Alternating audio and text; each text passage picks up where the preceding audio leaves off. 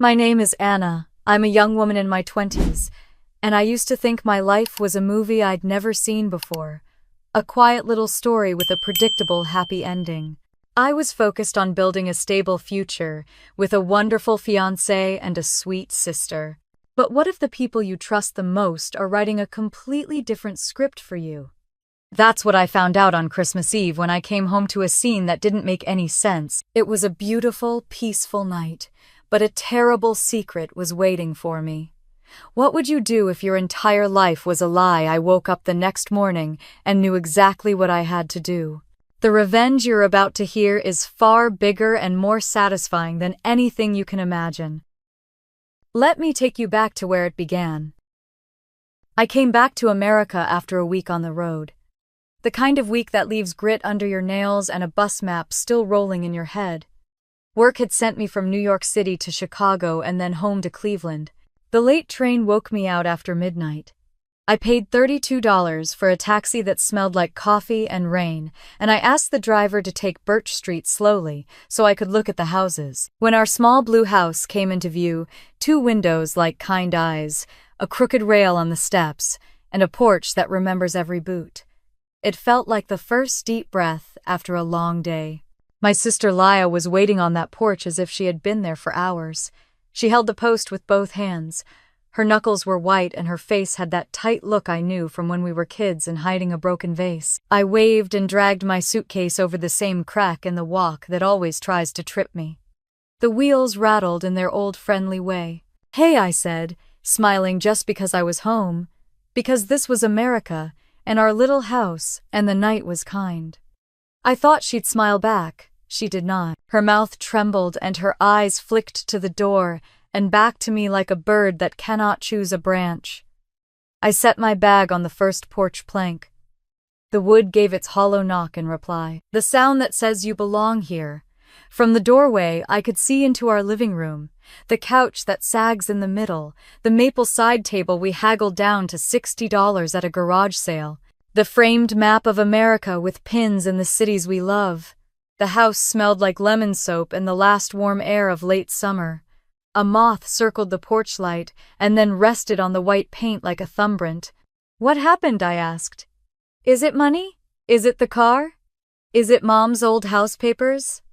Again, I had a list of small problems we could fix with time and common sense. Leia did not wait for another word. She blurted clear and sharp. "I married your rich fiancé. Now please don't cry." The sentence landed between us like a box that is heavier than it looks. I heard the light hum and the soft buzz of that tired moth. The street went quiet. The way a street goes quiet when it is listening. It felt like the world took one big step to the left and forgot to bring me with it. My knees let go without asking me first.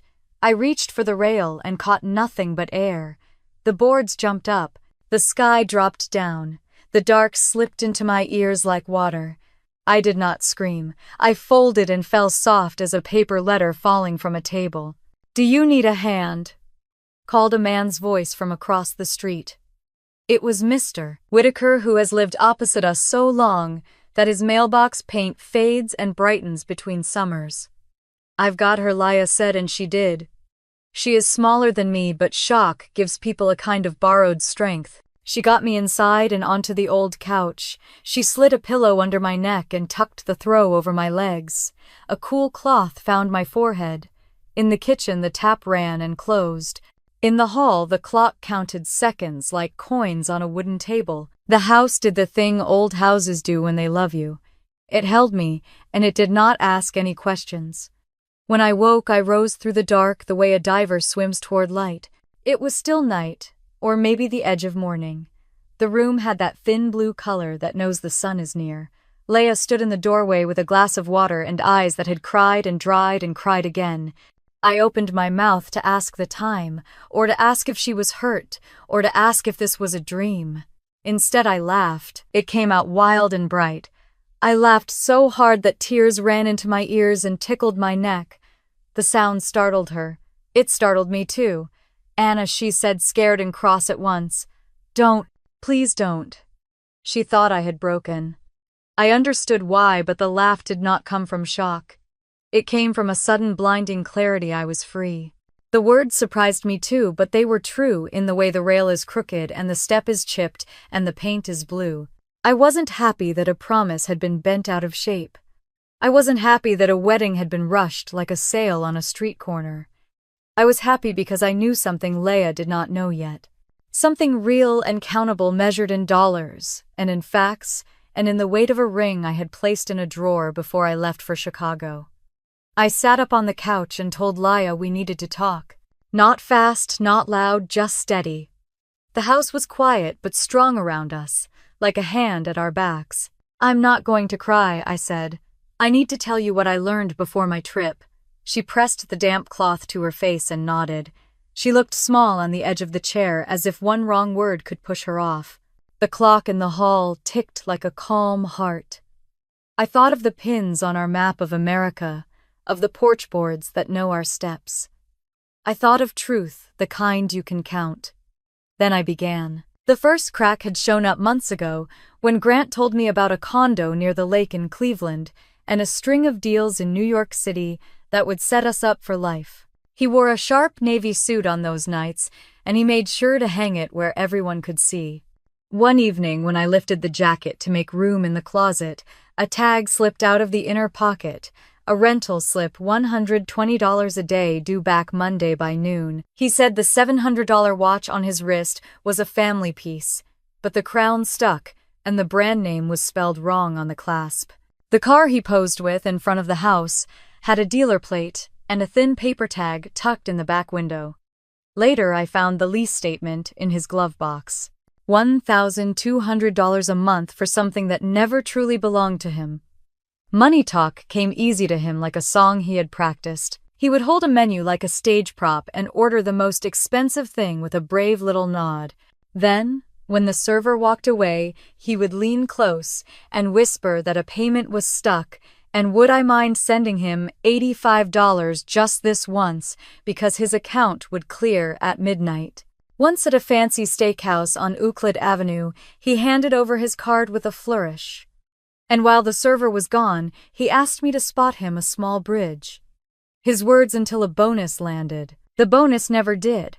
When we got home, I found a folded bill in his coat pocket for the suit rental. 3 days at $120, a total $360, plus a late fee that made the numbers feel like a bruise. I told myself there was nothing wrong with wanting nice things.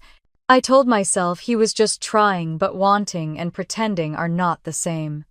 The night I knew, truly knew, was a Tuesday on West 14th. He said he had to meet a buyer. I had the afternoon off and a slow, heavy feeling in my chest that would not leave. I took a walk and drifted toward the corner where the old garage sits, the one with the hand-painted sign and the smell of oil that lives in the air. And there he was in a gray shirt with his name stitched above the pocket, Grant. He was not talking with a buyer. He was bent over a small car, his hands black with grease, his face fixed in a worried line as he tried to free a stubborn bolt. A woman named Rosa, the manager, saw me watching and waved me into the shade.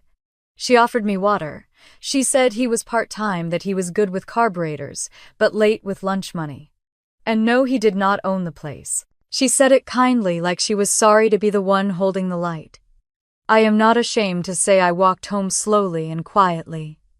There is nothing wrong with honest work.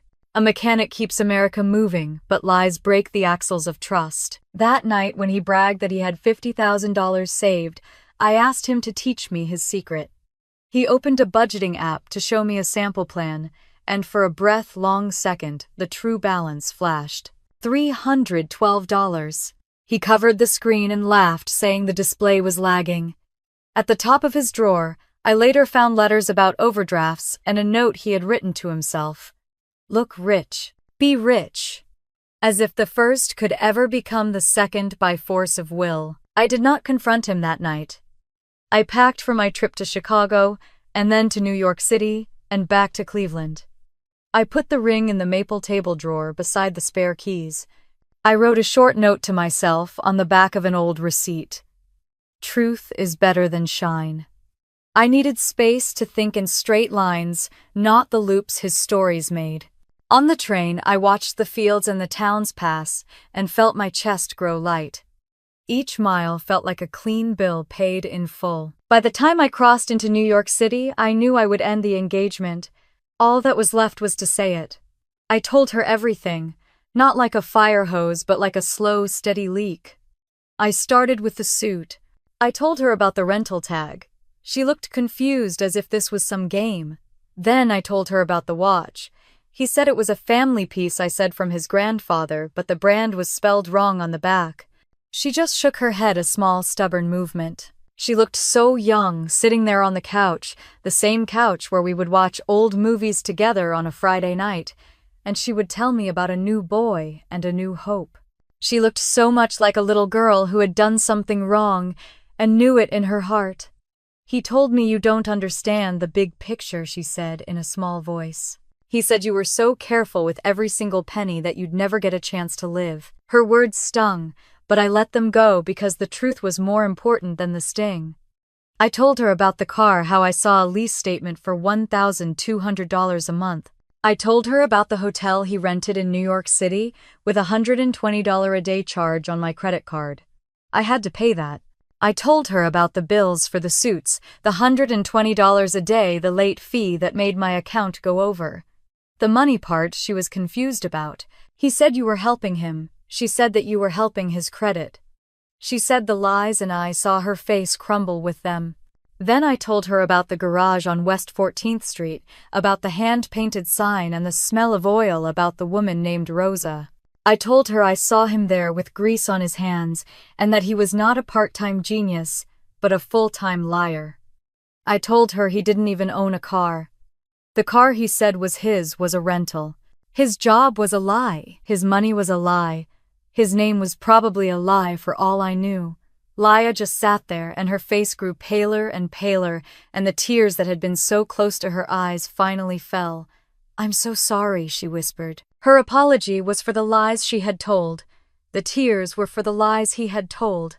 He told me he had a secret for us, that he would help us both. She was not just a little girl who had done something wrong. She was a woman who had been fooled. She was a woman who was ashamed. I put my hands on her hands. They were so cold. I sat there on the floor and looked at my little sister, and the hurt in her eyes was like a knife in my heart. He had hurt us both. He had hurt us both by the same kind of lie, the same kind of betrayal. He had taken advantage of my love and loyalty and my desire to build a life. He had taken advantage of her youth and her dreams and her longing to have a life that was bigger and brighter than our little house in Cleveland. He had hurt us both, and for the first time I felt something new, something more than relief, something more than anger. I felt the powerful desire for justice. I told her that he was a liar. She had to believe me. Laya confessed everything. She confessed that he had told her that he had no choice, that I had become cold and distant, that I was more in love with money than I was with him. I was in love with a job, with an idea. He said he was going to leave me, that he was going to take everything he had, and he was going to leave it to her. She believed him because she wanted to believe him. She wanted to believe that she was special enough to be his. She wanted to believe that she was special enough to be rich. She was blinded by the dream of a new life. She was so ashamed that she could not even look me in the eyes. I told her that it was not her fault, that he was the one who was wrong. "It's not your fault," I said. "He is the one who is wrong. He is the one who is going to pay for this." I took her hands. "We are going to find a way to get out of this mess. Together." She looked at me and nodded, and the nod was the first honest thing she had done in a long time. She looked at me and I could see that she was ready to fight. "What do we do now?" she asked. I smiled at her, and my smile was as solid as the foundation of our house. "We find a lawyer," I said. We were sisters again, and we had a fight to win. We had our fight to win, and the first step was to find a champion. Not a knight in shining armor, but a woman with a clean desk and a sharp mind. I called a family law attorney named Charlotte Reed, a woman my boss had mentioned once as being tough but fair. Her office was in a tall glass building in downtown Cleveland. The kind of building that makes you feel both small and serious all at once. The air in the elevator was cold and silent, a far cry from the warmth of our small house. Laya squeezed my hand. Her touch felt different now, no longer a grab for help but a quiet sign of solidarity. Charlotte's office was not what I expected. Instead of stacks of paper and a harried look, everything was neat. A single plant sat on her windowsill and framed degrees from Ohio State lined the wall. She was in her late 50s, with kind eyes and a firm set to her mouth. She didn't offer us coffee or small talk. She just gestured to the two stiff chairs in front of her desk and said, "Tell me what happened."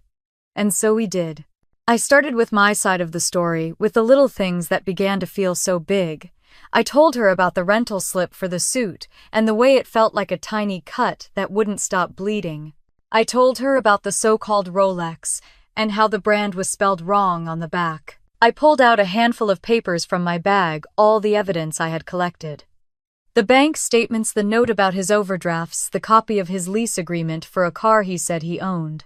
I saw Charlotte's eyes flick over the numbers on the papers. I saw her look at the dollar signs and I saw her face harden a little. Laya took over, then her voice surprisingly steady as she spoke about her side of the story. She told Charlotte how Grant had approached her, how he had promised her a life of luxury, and how he had said I was too cold and too careful with money to deserve him. She told Charlotte about the whirlwind of lies and half-truths and how she had been so blind. She said she had paid for the marriage license with her own money and that Grant had told her it was $120. She said he had promised to pay her back with a huge sum of cash from his supposed investment firm. She just wanted a life of her own. A life that felt less like a book filled with rules and more like a movie. When we were done, the silence in the room felt heavy. Charlotte leaned back in her leather chair, her fingers linked over her stomach. "He's a grifter," she said the word, sounding hard and flat in the quiet room. "A professional fraud. You've done well to document everything. These are not just feelings. They are facts." I felt a wave of relief wash over me. She believed us. She saw the truth. Laya looked down at her hands and a single tear fell on her coat. "I thought I was getting everything," she whispered.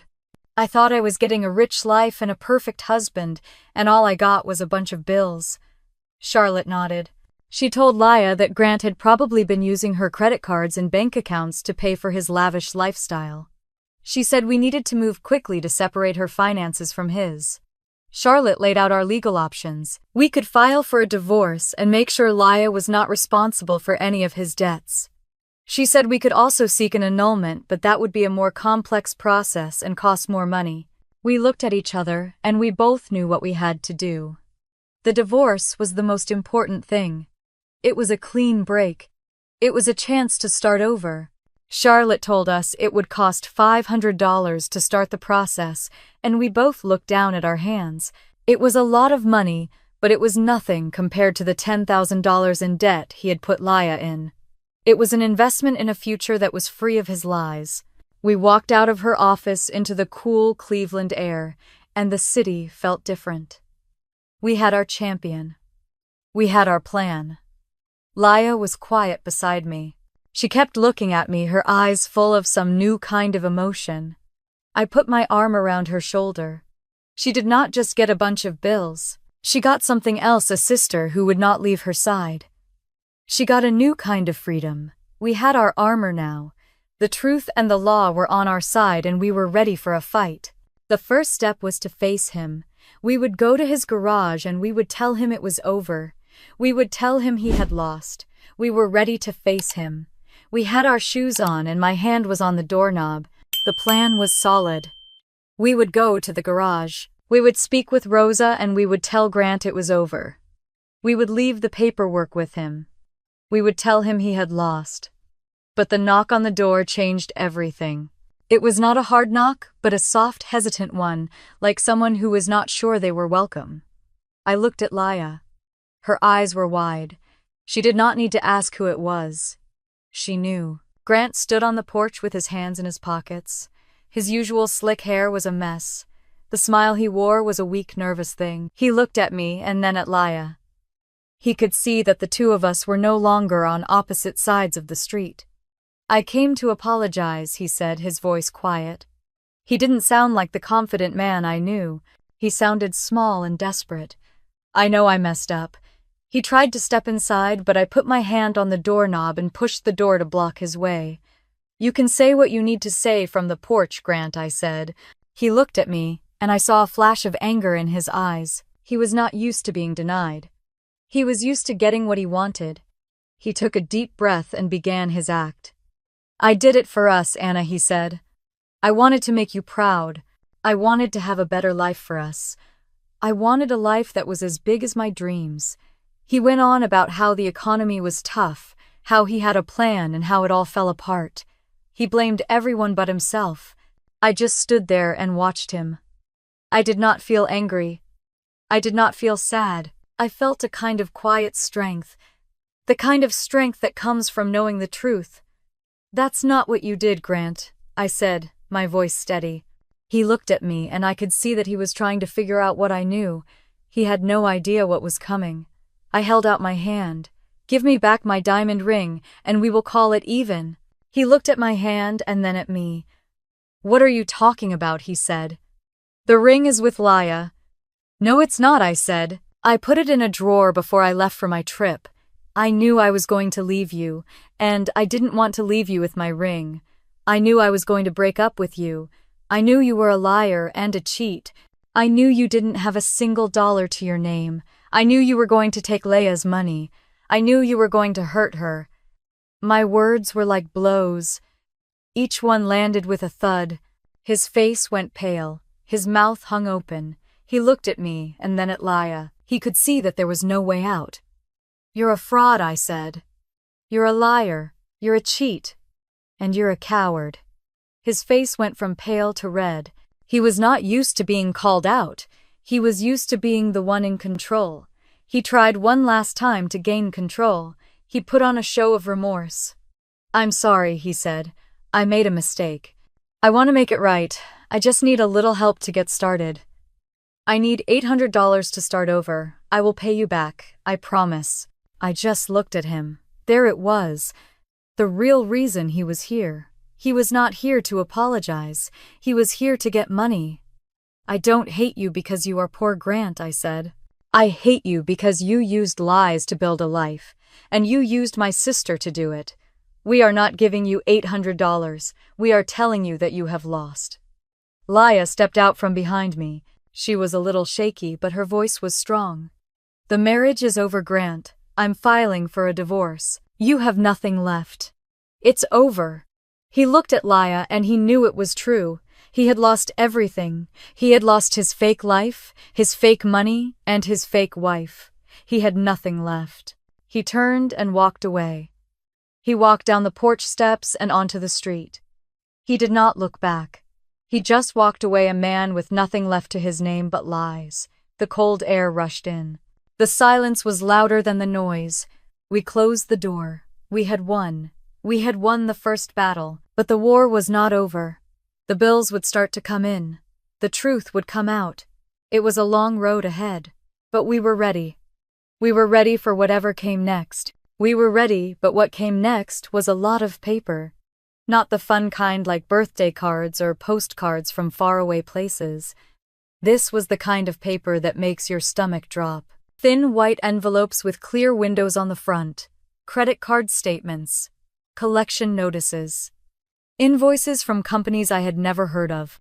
They began to arrive almost as soon as Grant walked out of our lives. They rattled through the mail slot every single day, and each one felt like a small, sharp piece of his lie.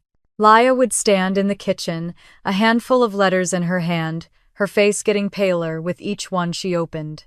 He had put everything in her name. The tuxedo rentals for all of the weddings he had attended, where he pretended to be a wealthy businessman. The car lease for the luxury vehicle he drove around for a weekend and returned 3 days late. Bills from restaurants with names I could barely pronounce. He had even put her name on a short-term loan he'd taken out to buy a cheap, flashy watch. The total amount was staggering, more than she had in her savings account. She had thought she was getting a husband with a perfect credit score and a huge bank account, but what she got was a pile of debt and a credit rating that had a terrible look on its face. It was sickening. For a long time I just watched her. I wanted to yell, to scream at her, to say I told you so. But what good would that do? She was already broken. The reality of what she had done, the mistake she had made, was staring her in the face. She had lost so much. She had lost her dignity. She had lost the trust of her family and her friends. The dream she had been chasing had turned into a nightmare of debt. I looked at her and I saw a scared little girl who had made a terrible mistake. I couldn't be angry with her. I just wanted to help. So I did. I pulled out my own savings, the money I had worked so hard for.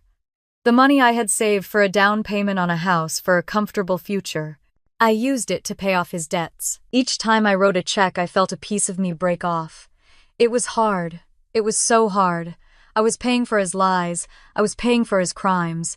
I was paying to fix a mess that I had no part in creating. But I couldn't let my sister sink. I couldn't let her drown in the sea of his lies. So I just kept writing checks and I kept praying that the day would come when the last one was gone.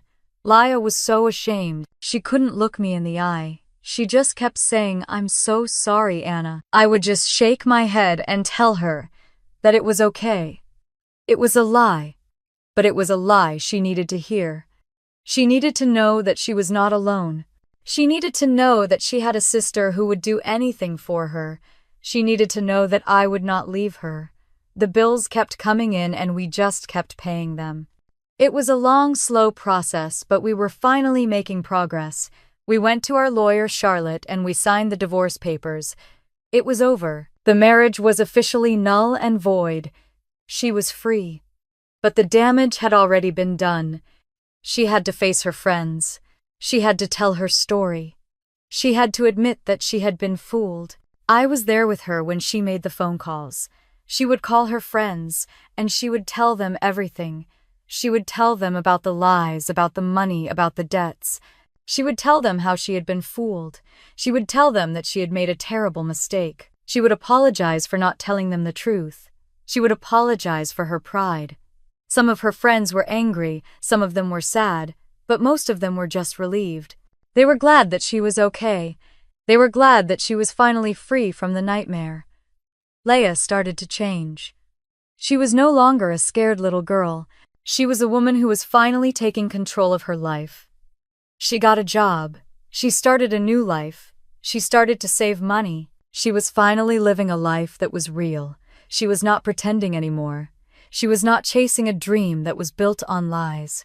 She was building her own life one brick at a time. It was a long road ahead, but she was finally on the right path. It felt like the ground was solid under her feet for the very first time. It felt like the ground was solid under her feet for the very first time. And for the first time it was. We had paid off the last of his bills, and the letters had stopped coming. There was a quiet that settled over the house, the kind of quiet you only get after a long, terrible storm has passed. It felt good. For a week we did nothing but breathe. We watched old movies and ate takeout from the Chinese place down the street. We didn't talk about Julian. We didn't talk about lawyers. We just existed sisters in a quiet house. But the quiet started to feel wrong. It was a selfish kind of quiet. We were safe, but what about the others? What about the other women Julian had lied to and stolen from? My blood ran cold at the thought of them still out there chasing after his lies. Maddie felt it too. She would sit on the couch and stare at her phone, a thoughtful look on her face. "He's not going to stop," she said one afternoon. "He's just going to find a new victim." I knew she was right. We had to do something. We had to put out a warning. We had to tell the truth. We decided to do it together. We bought a new domain name, something simple and to the point. We named it The Truth About Julian. We created a small website, just a single page with a short message. It didn't have our names on it. It didn't have our photos. It just had our story. We wrote about the rented suit, the fake watch, the luxury car lease, and the credit card debt he had put in Maddie's name. We wrote about the lies he had told and the dreams he had sold. We ended with a simple call to action. We asked other women who had been fooled by a man named Julian Hayes to share their stories with us. We created a little anonymous form where they could submit their stories without fear of judgment. We hoped that maybe 1 or 2 people would respond. We hoped that maybe we could help someone else from getting hurt. We never expected what came next. The first response came in 2 days later. It was from a woman in Miami. She had been engaged to Julian 6 months before I was. She had left him because he had told her he had a family emergency and had to take out a loan for $100,000. He told her he would pay it back. He never did. He had left her with nothing but a broken heart and a pile of bills. We were shocked. We had no idea he had been engaged before me. We had no idea how far back his lies went. The next day, another message came in. This one was from a woman in Los Angeles. She had met Julian in a bar. He had told her he was a big-time movie producer. He had wined and dined her for a month. He had even taken her on a trip to Hawaii, which she later found out he had paid for with her credit card. She had left him when she found out he was not a movie producer, but a part-time bartender. She had been so embarrassed she had never told anyone. She was so grateful that we had put out our story. She had been so ashamed. The messages started to come in faster and faster. They came from all over the country, from Boston to Seattle, from Dallas to Cleveland. They all had the same story. A man named Julian Hayes had entered their lives with a promise of a better future. He had used their money, their dignity, and their hearts to live a life he couldn't afford. He had left them with nothing but debt and a broken heart. We started to get emails with photos of Julian in different places with different women. We started to get letters from lawyers, from credit card companies, from banks. We started to see a pattern. He would move to a new city, find a new woman, and start the cycle all over again. The website was no longer just about our story. It was about a collective of women who had all been hurt by the same man. We started to get messages of support from women all over the country. They were sharing our story on their social media accounts. They were talking about it in their groups. They were telling their friends. The story had gone viral. It was no longer just our story. It was a community of women who had been hurt by Julian and who were finally finding a voice to speak the truth. Maddie and I worked together to sort through the messages. She was a natural at it. She would read the stories, and she would find the common threads. She would find the patterns. She would find the lies. She was no longer a scared little girl. She was a detective. She was a force of nature. We had a new purpose. We were not just two sisters who had been hurt. We were a voice for a community of women who had been hurt. We were a voice for justice. The ground was no longer solid under our feet. It was a wildfire. It was a force that was going to change everything. We were ready. It was a force that was going to change everything. And it did. The website had worked. The community had grown. We were no longer two scared women in a small house. We were the voices for a lot of people. The power of it was real, but it was also a heavy thing to hold.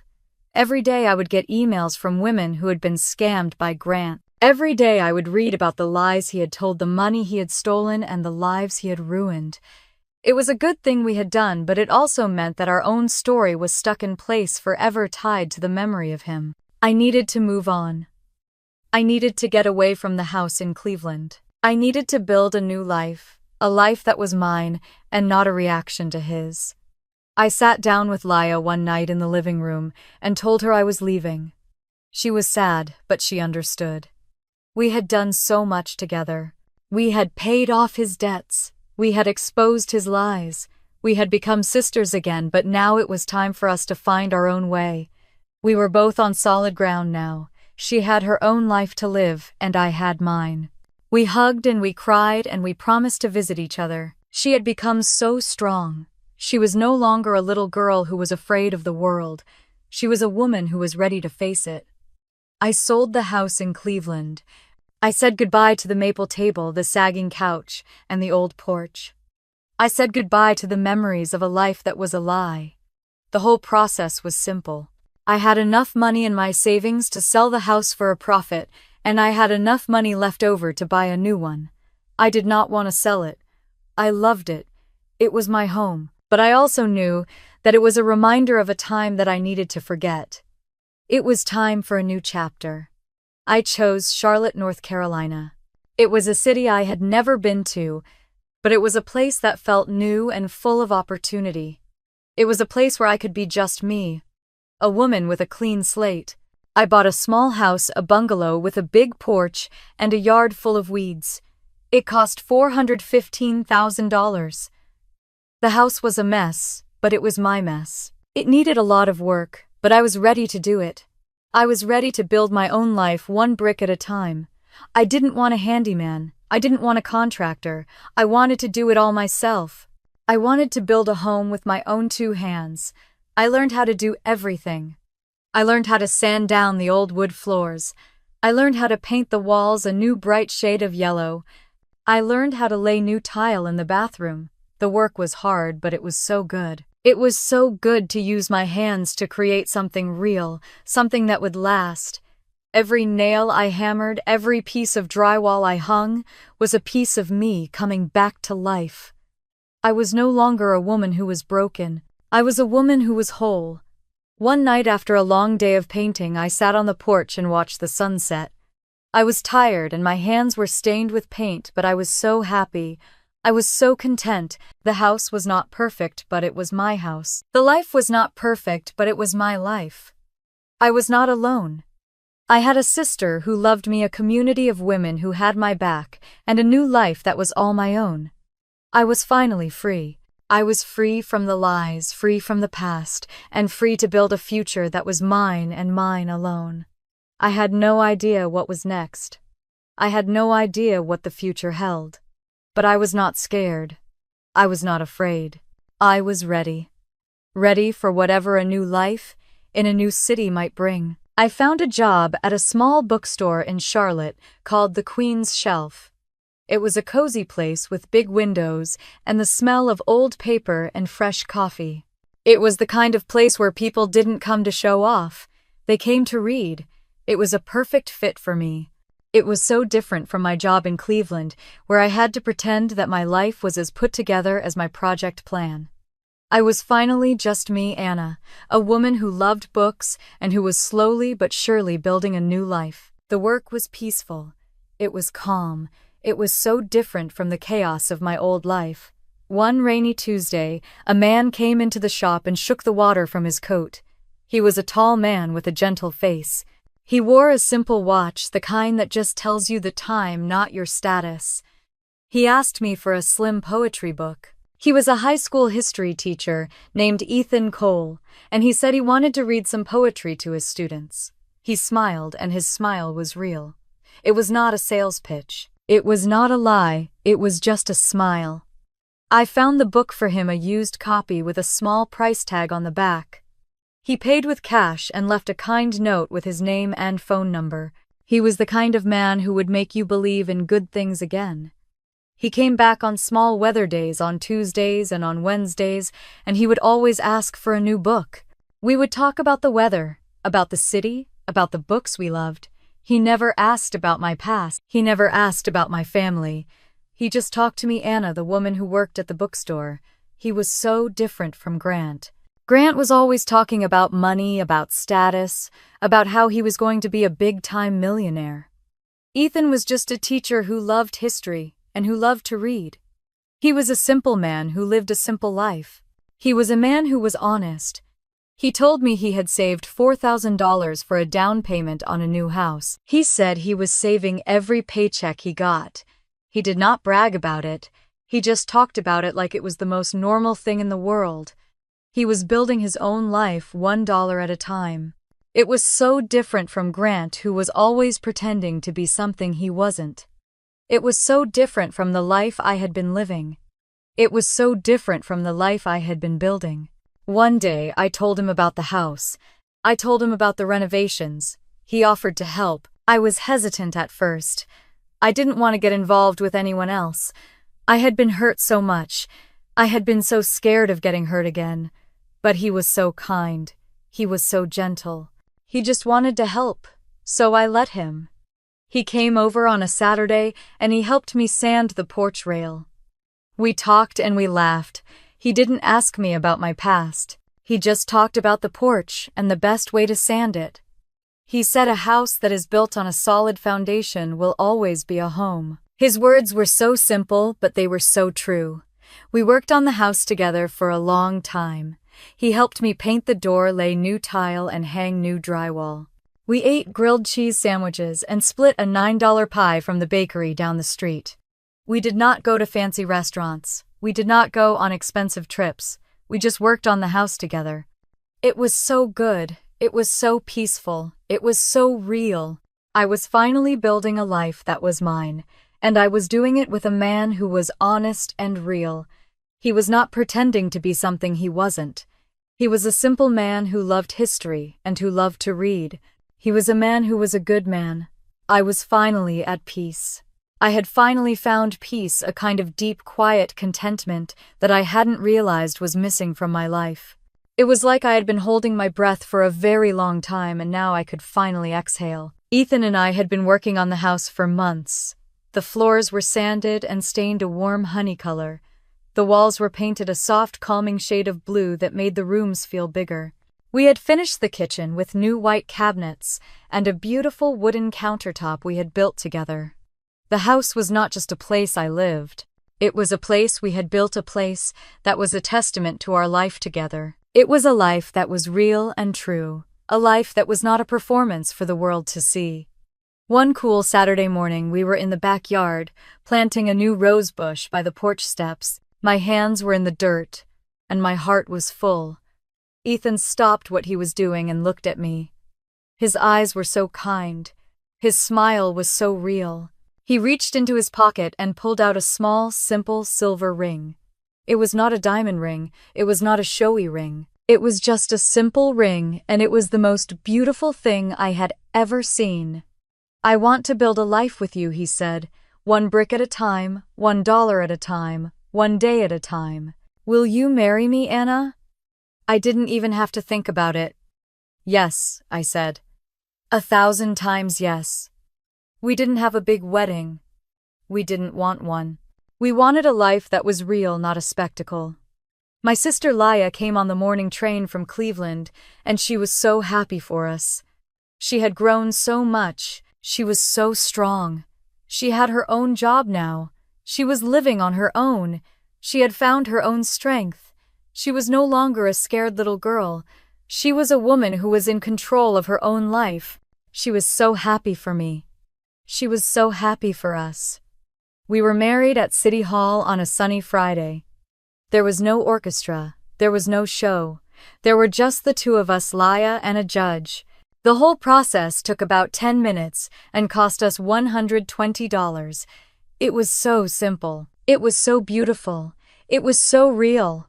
We said our vows, and our words were not written on paper. They were written on our hearts. We promised to be a team. We promised to be there for each other. We promised to be a home for each other. It was a promise that was not based on money or status, but on love and on truth. As we walked out of the courtroom, my phone vibrated in my pocket. I almost didn't look at it. I wanted to stay in this moment forever, but I did. It was a text message from our lawyer, Charlotte. It was just a few words. "Grant was arrested. Fraud. Financial abuse. It's over." I read the text a few times to make sure I was not imagining things. I was not.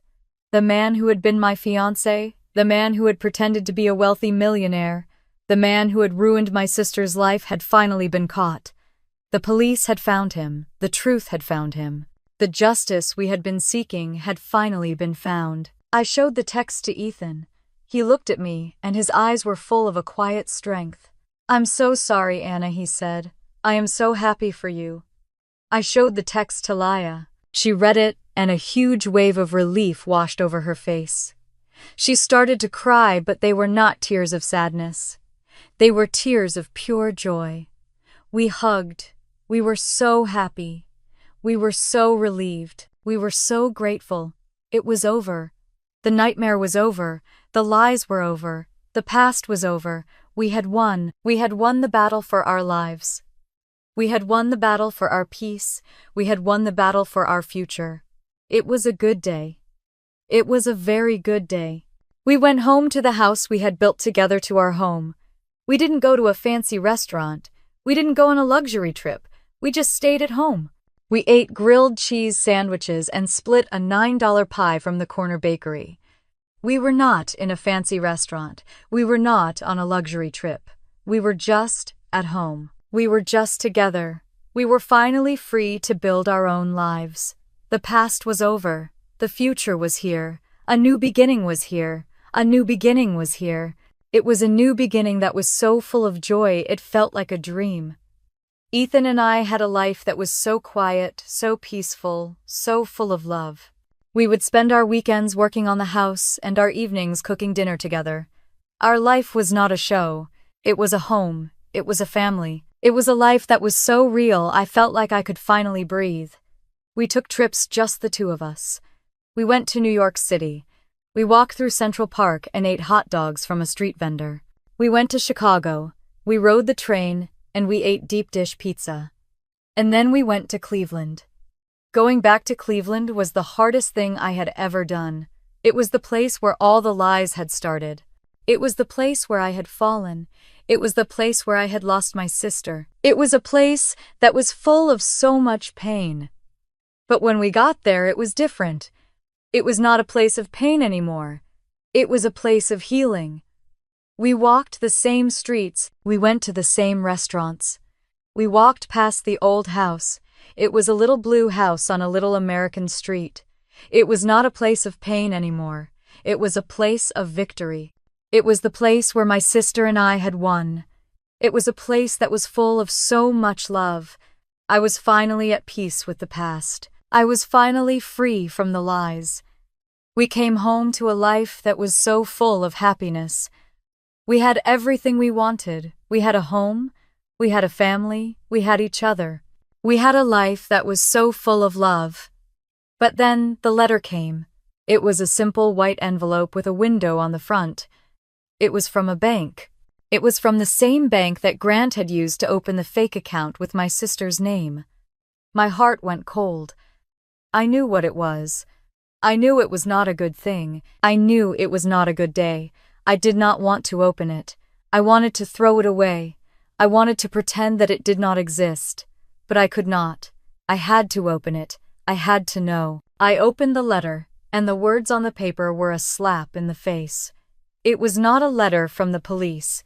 It was not a letter from a judge. It was a letter from a lawyer. It was a letter that said that Grant had filed for bankruptcy. He had not gone to jail. He had not been punished. He had not paid for his crimes. He had just declared bankruptcy, and all his debts were erased. All the money we had spent on lawyers, all the money we had spent on paying off his debts, all the money we had spent on our new life, was for nothing. He was free. He had not been punished. He had not paid for his lies. I felt a fire rise in my chest. I wanted to scream. I wanted to yell. I wanted to throw something.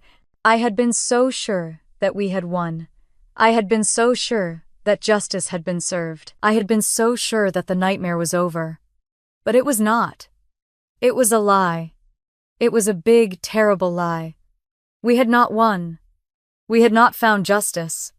We had just found a new kind of pain, a new kind of anger, a new kind of betrayal. I felt so hurt. I felt so betrayed. I felt so angry.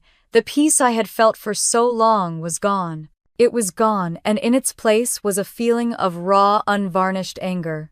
I called my sister. She had received the same letter. She was so angry. She was so hurt. She was so sad.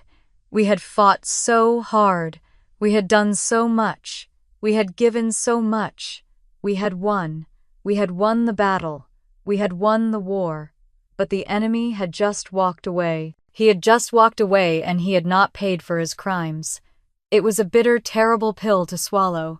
It was a pill that was so hard to swallow. We had to face the truth. We had to face the fact that life is not a movie. It does not always have a happy ending.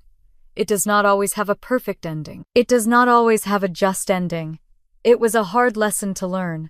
We had so many questions. Why had he been allowed to do it? Why had the justice system failed us? Why had he been allowed to get away with it? We had no answers. We had only our anger. We had only our pain. We had only our disappointment. I looked at Ethan. He did not say a word. He just held my hand. He held my hand and he looked at me with so much love. He knew what I was feeling. He knew what I was thinking. He knew what I was going through. He was my rock. He was my strength. He was my peace. But even with him, the anger would not go away. The hurt would not go away. The betrayal would not go away.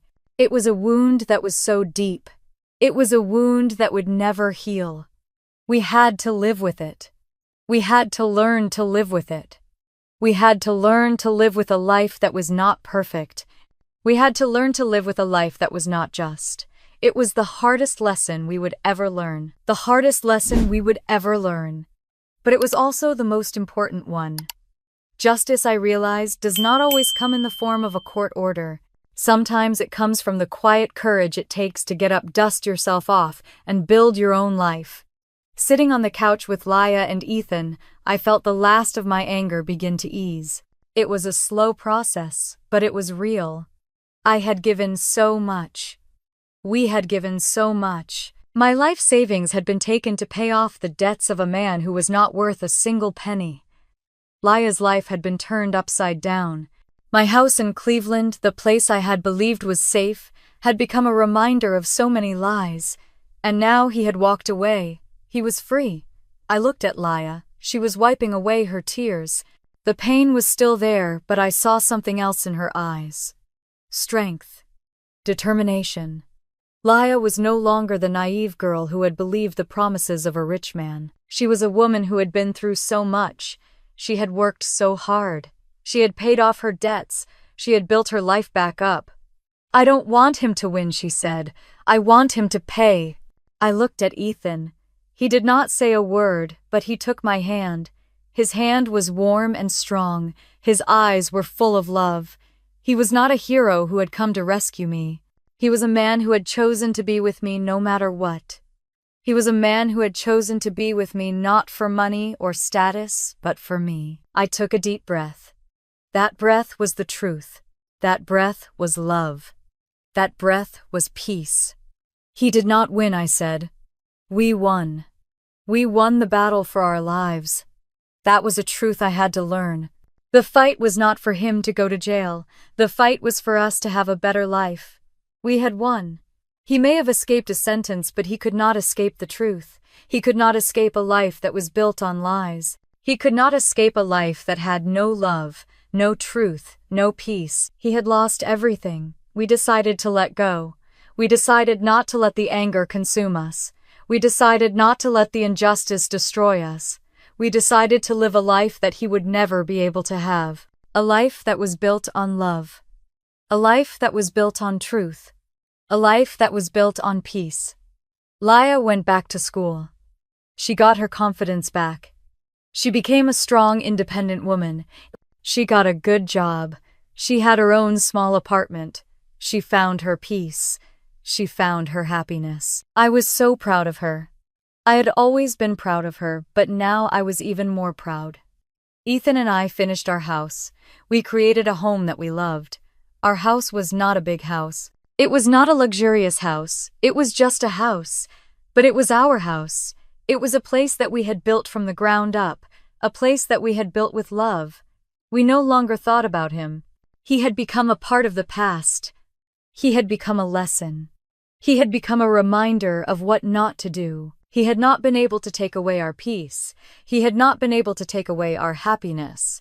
He had not been able to take away our love.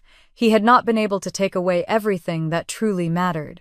He may have taken the money, but he could not take our lives. Our lives full of truth and love were the greatest revenge. My story does not end there. I am still living. I am still building. I am still loving. Life is a long journey. There are times when you fall. There are times when you are hurt. There are times when you are betrayed. But the most important thing is that you get back up. You have to keep going. You have to keep living. Because when you live a life that is true, a life that is full of love, you have won. You have found your own justice. You might not believe that any story ends so well, but it is the truth. I am living in a happy ending. I am living in a story that has given me a new life. If you want to know more about how I did it, please leave your thoughts in the comments below and let me know what this story meant to you. If you enjoyed this story, be sure to hit the like button and subscribe so I can share more stories with you.